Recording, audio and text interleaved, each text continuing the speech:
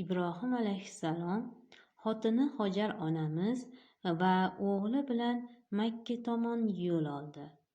Makka giyoh ham unmaydigan, suv yo'q, odam tugul hayvon yashamaydigan joy edi. Ibrohim alayhissalom xotini va o'g'lini shu yerga tashlab ketmoqchi bo'ldi. Hojar onamiz ortidan yugurdi. Hojam, bizni na suv, na taom bo'lmagan joyga qoldirib ketmoqchimisiz? Buni sizga Alloh buyurdimi? Ibrohim alayhissalomdan ha javobini eshitgach, unday bo'lsa, Alloh bizni xor qilmaydi dedi. Ibrohim alayhissalom ketdi.